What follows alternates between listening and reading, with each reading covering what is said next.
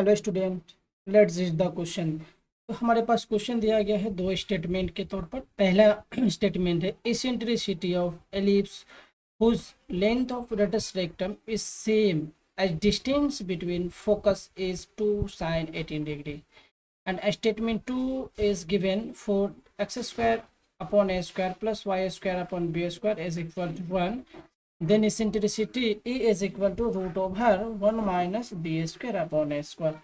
अब यहाँ पे चार स्टेटमेंट दिए गए हैं। पहला statement statement 1 is true and statement 2 is true and statement 2 is a correct explanation of statement 1, and option B क्या दिया है कि statement 1 is true, statement 2 is also true and statement 2 is not a correct explanation of statement first, and option C statement first is true, statement 2 is false, and statement first is false, statement second is true, and option E both statement are false। तो हम लोग बच्चों पहले इसके की concept के बारे में जानते हैं कि की कंसेप्ट क्या कहता है। तो सबसे पहले आपको की कंसेप्ट के बारे में थोड़ा जानकारी होना चाहिए। की कंसेप्ट क्या कहता है बच्चों कि की कंसेप्ट में आपको ना सबसे पहले जानकारी होनी चाहिए एलिप्स की, ठीक है। एलिप्स की जो जनरल इक्वेशन होती है X square upon A square plus Y square upon B square is equal to 1, है ना। जब where A is greater than B के लिए एलिप्स की ये जनरल इक्वेशन। दूसरा, एलिप्स की इसेंट्रिसिटी आपको याद होनी चाहिए। इसेंट्रिसिटी बराबर क्या होता है, ए बराबर root over 1 minus B square upon A square. And तीसरा जो है आपका लेटस रेक्टम। लेटस रेक्टम भी आपको याद होनी चाहिए, है ना। Latus rectum is 2b square upon A. Clear है। तो अब हम लोग इसके एक्सप्लेनेशन पे आते हैं। तो एक्सप्लेनेशन देखेंगे बच्चों, इसका एक्सप्लेनेशन क्या होता है। तो सबसे पहले क्वेश्चन में स्टेटमेंट 1 में देता है eccentricity of ellipse whose length of latus rectum is same. That means इसका मतलब ये हुआ कि अगर मैं कोई स्टैंडर्ड इक्वेशन ले लेता हूँ, ठीक है, स्टैंडर्ड अगर इक्वेशन ले लेता हूँ तो ये स्टैंडर्ड इक्वेशन लिखिए। Standard equation of ellipse, standard equation of ellipse.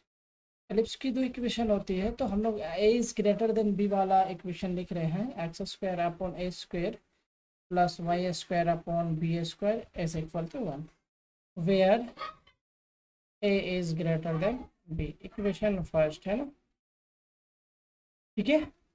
अब क्वेश्चन में देता है कि show the distance between the between the focus is to a।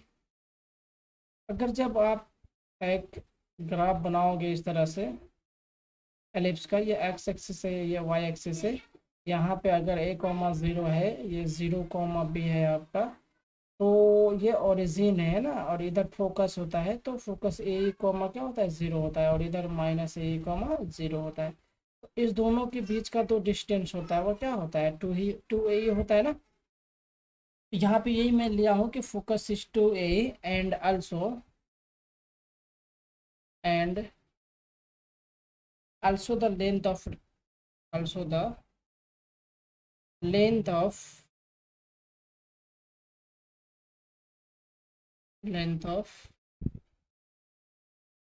latest rectum is 2b square and upon में a, ठीक है। अब देखेंगे बच्चों आगे, ये हो गया यहाँ तक। तो क्या मैं यहाँ से ऐसे लिख सकता हूँ, नाउ एसेंट्रिसिटी जो है 2ae ये किसके इक्वल है, 2b square upon A. That means 2 से 2 को कैंसिल आउट करोगे तो एसेंट्रिसिटी निकल जाएगी ना, B square upon A square, है ना। इस इक्वेशन सेकेंड में लेते हैं, ठीक है। अब आते हैं आगे क्वेश्चन में। But we know that but eccentricity of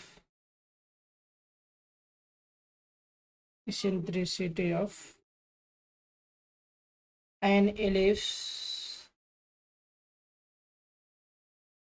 eccentricity of an ellipse can also be determined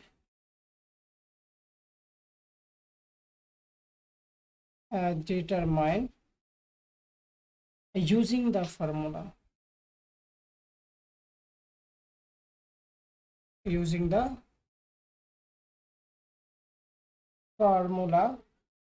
E is equal to 1 minus b square upon a square from equation third. Now squaring both sides, then e square is equal to what? 1 minus b square upon a square. Now put the value of b square minus a square is here e है ना, from second, then equation a is what? e square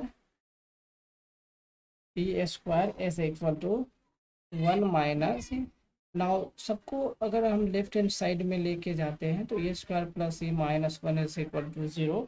तो यहाँ से हमें ना एक quadratic equation बन गया। इस क्वाड्रेटिक इक्वेशन का ई का वैल्यू निकालोगे तो -1 plus minus root over 1 minus 4:1:-1 and denominator is 2a है ना। तो अपन को क्या मिलेगा? -1 प्लस माइनस रूट ओवर 5/2 ना। अब देखिए सॉल्विंग करने पे ये आ गया, तो मैं थोड़ा सा ना इसको और आगे देखता हूँ। और ये क्या आ जाएगा, यहाँ से अगर मैं 2 से मल्टीप्लाई कर दूँ और 2 से अगर यहाँ पे मैं डिवाइड कर दूँ तो ये कुछ ऐसा हो जाएगा। -1 प्लस माइनस ये हो गया है ना।